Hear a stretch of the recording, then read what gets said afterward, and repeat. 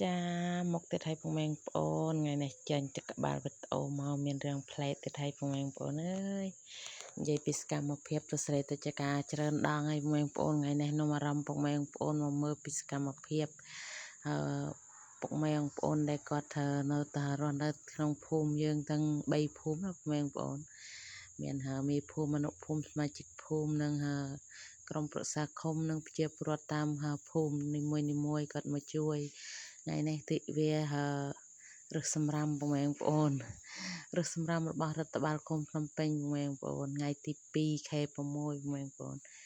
ហើយឆ្នាំ2025ហើយខាងរដ្ឋបាលឃុំភ្នំពេញគាត់បានធ្វើទិវាដើម្បីរឹសសម្រាមសម្អាតតាមដងផ្លូវណាពុកម៉ែបងប្អូននិយាយពីថាអ្នកចូលរួមមិនបានរកអ្នកប្រជាពលរដ្ឋច្រើនទេពុកម៉ែបងប្អូនដោយសារពួកគាត់ទៅរកបាក់រកផ្សិតអស់ហើយក៏យើងមានតែប្រមាណអ្នកដែល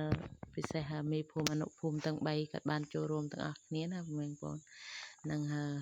រដ្ឋបាលឃុំភ្នំពេញក៏គាត់បានចូលរួមដែរពុកម៉ែបងប្អូនជាពលរដ្ឋមាន3 4 5នាក់ហ្នឹងយើងធ្វើទិវាសម្រាមដើម្បីសម្អាតតាមដងផ្លូវនឹងដើម្បីដាស់តឿនពុកម៉ែបងប្អូនឲ្យចេះអនាម័យទាំងអស់គ្នាព្រោះអីខែនេះខែភ្លៀងធ្វើឲ្យសម្រាប់ដាក់ទឹកនិងវត្ថុឲ្យធ្វើឲ្យមានមូសណាពុកម៉ែបងប្អូនម្ល៉េះហើយក៏យើងធ្វើជាទិវារស់សម្រាមដើម្បីរំលឹកពុកម៉ែបងប្អូនជួយសម្អាតតាមជំនាញផ្ទះនីមួយៗកុំឲ្យមានមូសខ្លាមូសដែលគោលញីខាំយើងនឹងការពារកូនតូចណាពុកម៉ែបងប្អូនអាហ្នឹងហើយជាការងារមួយដែលប្រជាពលរដ្ឋទាំងអស់គ្នាត្រូវតែធ្វើណាពុកម៉ែបងប្អូនមិនថាតិចខ្ញុំមិនថាតិចបងប្អូនទេយើងតែអ្នកខ្លះក៏គាត់ភ្លេចនឹករលឹកតអ្នកខ្លះក៏ខំទៅរកស៊ីអត់បានគិតគូរដល់ពុកម៉ែបងប្អូនដែលគាត់នៅផ្ទះក្មេងតូចនិងចាស់ណាម្ល៉េះហើយក៏យើងមកដើរចាក់មីក្រូពុកម៉ែបងប្អូនដើម្បីឲ្យបងប្អូនគាត់នឹកឃើញនិង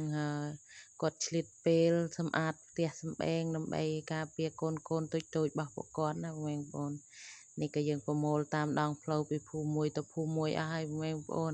មិនថាយើងអត់មានដើរប្រមូលសັບជុំណាទេពុកម៉ែបងប្អូនយើងដើរតាមដងផ្លូវណាដែលយើងត្រូវដើរទេពុកម៉ែបងប្អូននេះក៏យើងបានប្រមូលយកវាមកទុកនៅកន្លែងទីទួលសុវត្ថិភាពណាពុកម៉ែបងប្អូនយើងទុកនៅចុងភូមិនេះទេពុកម៉ែបងប្អូននេះនិយាយថាទាំងអស់គ្នានឹងអត់មានណាសម្រាប់ទេអត់មានណារត់ចូលគ្នាទេពុកម៉ែបងប្អូន